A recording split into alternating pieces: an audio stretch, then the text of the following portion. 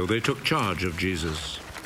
He went out carrying his cross and came to the place of the skull, as it is called. In Hebrew it is called Golgotha.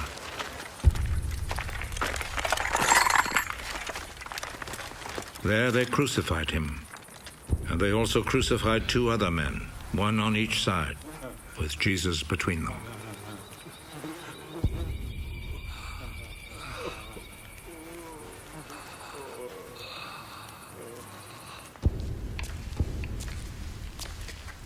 Pilate wrote a notice and had it put on the cross. Jesus of Nazareth, the King of the Jews, is what he wrote.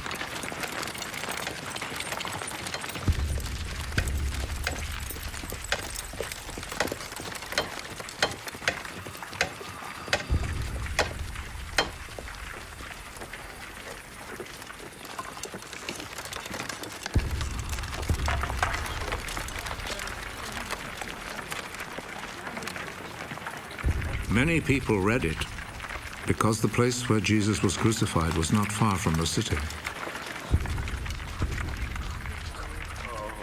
The notice was written in Hebrew, Latin, and Greek.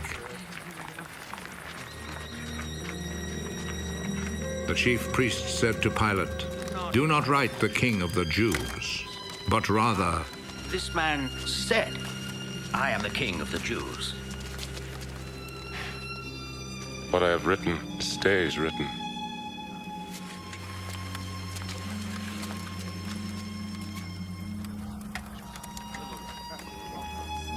After the soldiers had crucified Jesus, they took his clothes and divided them into 4 parts, 1 part for each soldier.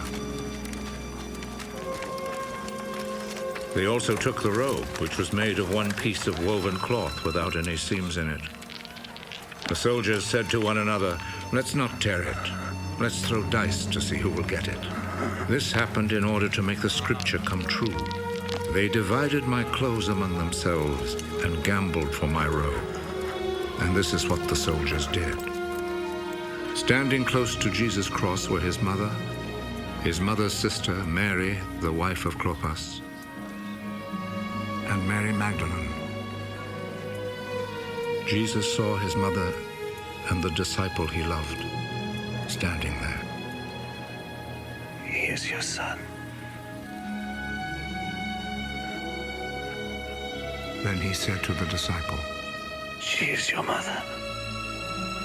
From that time, the disciple took her to live in his home.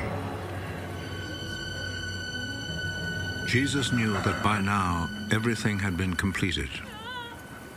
And in order to make the scripture come true, he said,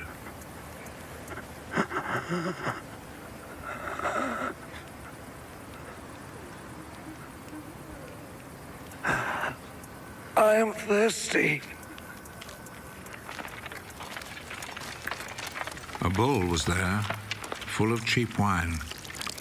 So a sponge was soaked in the wine, put on a stalk of hyssop, and lifted up to his lips.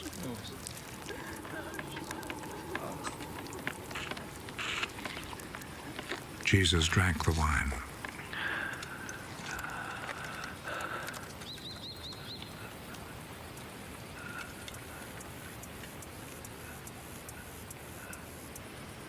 "It is finished."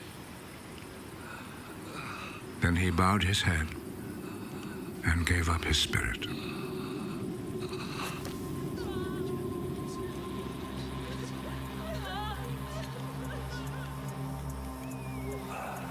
Then the Jewish authorities asked Pilate to allow them to break the legs of the men who had been crucified and to take the bodies down from the crosses. They requested this because it was Friday, and they did not want the bodies to stay on the crosses on the Sabbath, since the coming Sabbath was especially holy. So the soldiers went and broke the legs of the first man and then of the other man who had been crucified with Jesus. But when they came to Jesus, they saw that he was already dead, so they did not break his legs. One of the soldiers, however, plunged his spear into Jesus' side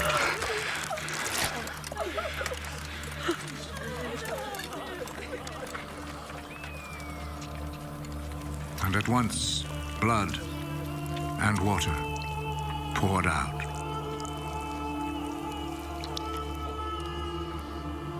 The one who saw this happen has spoken of it, so that you may also believe. What he said is true, and he knows that he speaks the truth.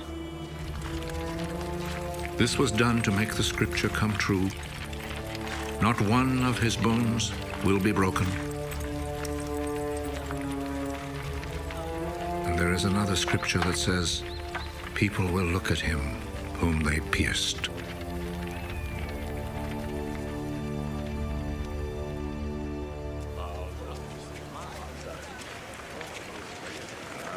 After this, Joseph, who was from the town of Arimathea, asked Pilate if he could take Jesus' body. Joseph was a follower of Jesus, but in secret because he was afraid of the Jewish authorities. Pilate told him he could have the body, so Joseph went and took it away. Nicodemus, who at first had gone to see Jesus at night, went with Joseph, taking with him about 100 pounds of spices, a mixture of myrrh and aloes. The two men took Jesus' body and wrapped it in linen cloths with the spices, according to the Jewish custom of preparing a body for burial. There was a garden in the place where Jesus had been put to death, and in it there was a new tomb where no one had ever been buried. Since it was the day before the Sabbath, and because the tomb was close by, they placed Jesus' body there.